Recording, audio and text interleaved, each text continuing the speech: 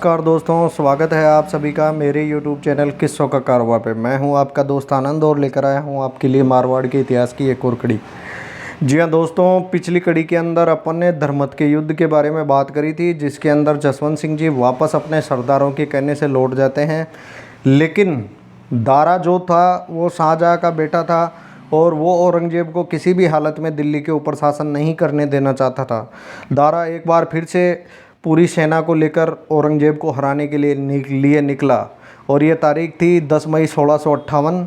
और थोड़ी सी सेना उसने धौलपुर की तरफ भेजी और थोड़ा सा विद्रोह दबाने के लिए। फिर उसके बाद वह अपने भाई औरंगजेब की प्रतीक्षा करने लगा और सामूगढ़ नामक जगह पर जाकर के दोनों सेनाएं रुक गई।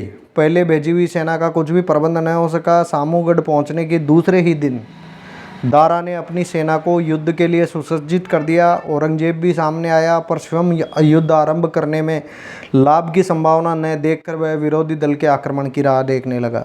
दूसरे दिन युद्ध चालू हुआ। दारा की सेना ने इतना भीषण आक्रमण किया कि औरंगजेब की सेना में खलबली मच गई और ठीक समय पर सहायता पहुंच जाने से स्थिति वापस बदल गई और शाही सेना के राजा रूप सिंह राठौड़, शत्रुसाल हाड़ा, राम सिंह आदि राजपूतों ने बड़ी वीरता दिखाई, युद्ध में प्राण भी गंवाए।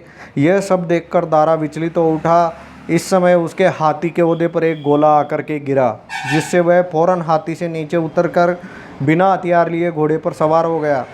उसे देखकर उसके साथी भाग निकले, जिससे बाध्य होकर दारा को भी भागना पड़ा और वह वहां से भागकर आगरा आ गया, जहां एक पहर ठहरकर दिल्ली के मार्ग से लाहौर की तरफ चला गया।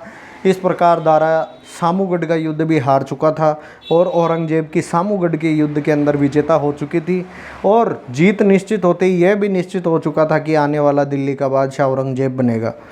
और इस युद्ध के तीसरे दिन औरंगजेब आगरे पहुंचा और नूरमहल बाग में ठहरा। उस समय पदवर्दी के ललायत सरदार बादशाह का साथ छोड़कर उसकी सेवा में उपस्थित हो गए। बादशाह ने पहले तो उसके पास चिट्ठियां भेजी, पर जब कोई परिणाम नहीं निकला तो उसे विश्वास हो गया कि औरंगजेब की नीयत साफ नहीं है। तो उसने किले के फाटक बंद करवाकर वहां अपने आदमी नियुक्त कर दिए। औरंगजेब ने यह देखकर रात को किले को घेर लिया और उस पर तोपों से हमला कर दिया। फलस्वरूप एक ही रात के घेरे में किले के भीतर वाले घबरा गए और औरंगजेब से आकर मिल गए। फिर तो औरंगजेब ने फरेब से अपने पिता से अपने किले की जो चाबियां थी वो अपने कब्जे में कर ली और उन्हें नज़रबंद करके किले के प्रत्येक स्थान पे अपने आदमी रख दिए। उसी समय से राज्य में औरंगजेब की आज्ञा प्रचारित हो गई और औरंगजेब इस प्रकार दिल्ली का बादशाह बन गया। बादशाह ने दारा सिकों के पीछे प्रस्थान किया और उन दिनों लाहौर में धन और सेना एकत्रित करने में लगा था। उसी साल बताया जाता है कि महाराजा जसवंत सिंह भी औरंगजेब की सेना में उपस्थित हुए और आगे पहुंचकर औरंगजेब ने महाराजा जसवंत सिंह के पास अपने सैनिकों के सहित आने के लिए फरमान भेजा और सांभर के खजाने से जसवंत सिंह को 5 लाख रुपए भी दिलवाए। इसके अतिरिक्त उसने 5000 रुपये की हुंडियाँ भी उसके पास भेजी और इस प्रकार जोधपुर का राजकार्य उन्होंने मुणोत नैन सिंह को सुपुर्द किया। फिर वहाँ से प्रस्थान कर औरंगजेब के पास पहुँचे।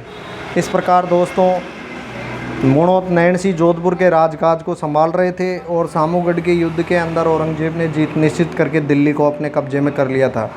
इतिहास के अगले किस्से में मुणोत नैन सिंह के बारे में पढ़ेंगे। तब तक जुड़े रहिए मेरे चैनल किस्सों का कारवां से और ज़्यादा से ज़्यादा लाइक शेयर सब्सक्राइब कीजिए। धन्यवाद दोस्तों।